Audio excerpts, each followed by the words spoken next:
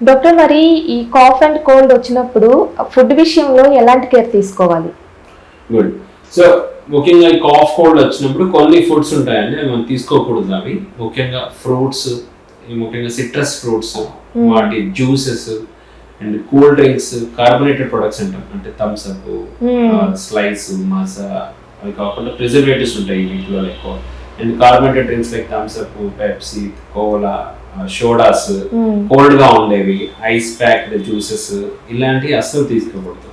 ఇంకొకటి sweets, chocolates, biscuits, ice creams, cakes, pastries, ఇలాంటివి కూడా తీసుకోకూడదు. ఎందుకంటే స్వీట్, కోల్డ్ అనేవి మన మ్యూకస్ ని ఫామ్ చేయడానికి ఎక్కువ హెల్ప్ చేస్తుంటాయి అనమాట. ఎంత కోల్డ్ తీసుకుంటే అంత మ్యూకస్ ఫామ్ అవుతుంది, ఎంత స్వీట్ తీసుకుంటే అంత మ్యూకస్ ఫామ్ అవుతుంటుంది. ఈ మ్యూకస్ ఫామ్ అయ్యే కొద్దీ మనకి కోల్డ్ అని కాఫ్ అనేది విపరీతం అనేది పెరుగుతుంటుంది అనమాట. సో అందుకని మనం కంపల్సరీగా అవాయిడ్ చేయాల్సింది ఏంటంటే ఫ్రూట్స్, సిట్రిక్ యాసిడ్ ఫ్రూట్స్, వాటి juices, cold items, sweet items.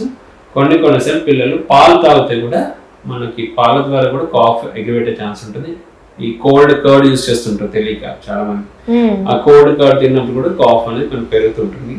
So ఈ మిల్క్ ప్లేస్ లో మనం hot soups, some chicken bone soup కానీ, వెజిటేరియన్స్ ఏంటంటే సమ్ హాట్ రసం సూప్ కానీ, అవి తాపిస్తే గొంతు క్లియర్ అవుతుంది, కొంచెం వాళ్ళకు కూడా రిలీఫ్ ఉంటుంది. అండ్ ఈ కర్డ్ ప్లేస్ లో మనం ఏమన్నా హాట్ రసం కానీ, హాట్ సాంబార్ కానీ ఇలాంటి యూజ్ చేసుకుంటే కూడా బెటర్ గా ఉంటుంది మనకి. అదర్వైజ్ రొటీన్ ఫుడ్స్ తినొచ్చండి. మనం మామూలు రొటీన్ బ్రేక్ఫాస్ట్, ఇడ్లీ, ఉప్మా, దోశ, కిచిడీస్, మనం పప్పు అన్నం, కర్రీస్, నాన్ వెజ్ ఐటమ్స్ కూడా తినొచ్చు. నాన్ వెజ్ వల్ల కాఫ్ ఏం పెరగదు. ఒకటి డీప్ ఫ్రైడ్ ఫుడ్స్ తినకూడదు. డీప్ ఆయిలీ ఫుడ్స్ తినడం వల్ల ఏమవుతుంది, మనకి డ్రై అయిపోతుంటది. నోరు డ్రై అయిపోతే ఇంకా ఎక్కువ కాఫ్ అవుతుంటది అన్నమాట. ఇలా కాకుండా రొటీన్ హోమ్ బేస్డ్ ఫుడ్ తీసుకోవాలి. హోమ్ బేస్డ్ ఫుడ్స్ లో కూడా fruits, fruit juices, sweets, ice creams, cold items, sweet items avoid చేయాల్సి.